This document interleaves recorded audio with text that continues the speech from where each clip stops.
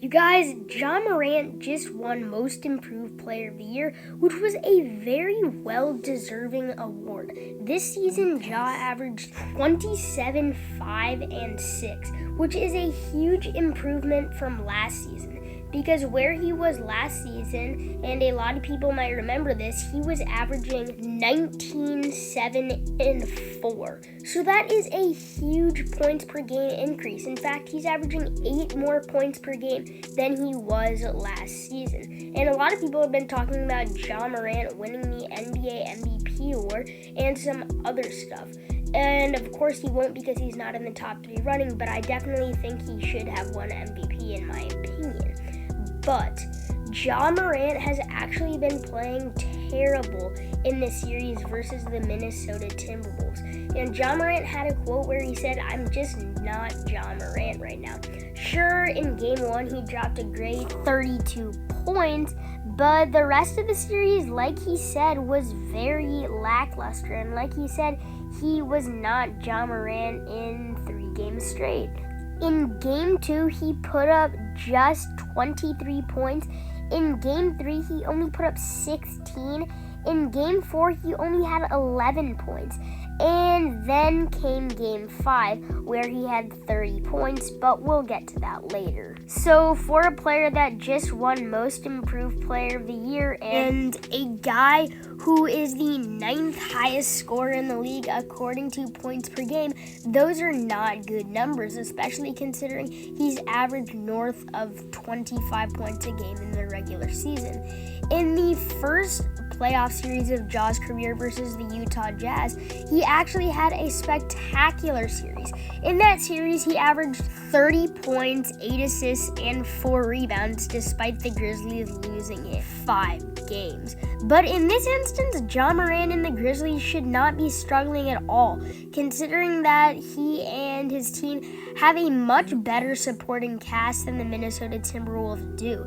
They're much deeper, and for some reason, they lost Game 1 and Game 3, where in this situation, them being the 2 seed is very crazy to me because I think they should have won the series in 5 games, yet it is going to at least 6 games because Game 5 was an absolute crazy game. Going into it, the series was tied 2-2, and the player that was stepping up the most for the T-Wolves was Anthony Edwards, who hit a 3-pointer to tie the game with just 4 seconds left. But the Grizzlies knew that it was Ja Morant time. And as Dillon Brooks inbounded the ball, Ja set a screen for Tyus Jones and then got a screen from Desmond Bane, went to the basket, and scored a layup with 1 second left. The T-Wolves didn't have any timeouts, so they had to throw it to their best 3-point big man shooter, which was Karl Anthony Towns, who badly missed a shot from beyond half court, which is reasonable because it was a half court shot, and that ended up being the game winner. Ja Morant's 4th game winner of his career came in the playoffs, in the pivotal Game 5 of the series, and this game really decides who wins a playoff series. 83% of the time does a team who wins Game 5 tied in a series wins the entire thing. 82% of the time. What makes this even crazier is that Ja Morant was not even having that good of a game up until that point. He only had 3 points in the first half and was not doing well, but he had 27 points in the second half and finished the game with 30 points. Not to mention, Ja Morant had this insane dunk that shocked the entire world as an insane highlight, which really made the crowd go crazy.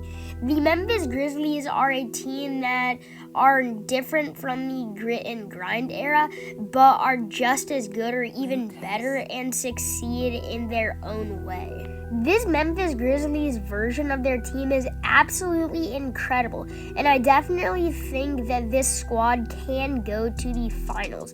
Now, I have a lot of people disagreeing with me in the comments on my 81 Points channel. Go check that out. It's my podcast and edits channel and this channel. In fact, I predicted that the Memphis Grizzlies will be the NBA champions of 2022, and I'm getting a lot of critics for that because most people are telling me that there is such a young team and do not have much playoff experience, so that is why they're not going to win the finals.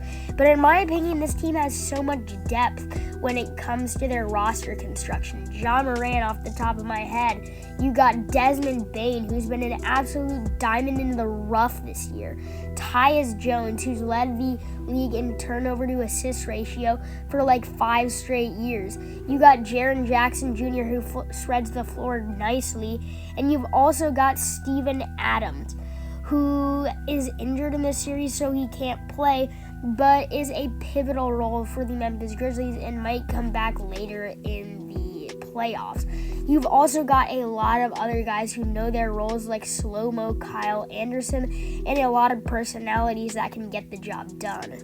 I mean, just because Ja Morant's scoring hasn't been on point, that doesn't mean his defense and playmaking hasn't been on point. I mean, Ja had a game in this series where he had a triple-double. Sure, he only had 16 points in that game, but that was a wonderful performance, and you don't need to score just to be effective for your team. I mean, Ja Morant is a great example of that, and he really showed that he just exposed the Minnesota Timberwolves' greatest weakness, which is that they cannot go inside the paint. They're a horrible paint-scoring team, and when they tried to, Ja Morant would just defend the cup and block it in the paint, which made it tough for the Minnesota Timberwolves to score, especially like some of their best players like D'Angelo Russell and Anthony Edwards, who are not good paint scorers besides Anthony Edwards, who can only sometimes be a great paint scorer.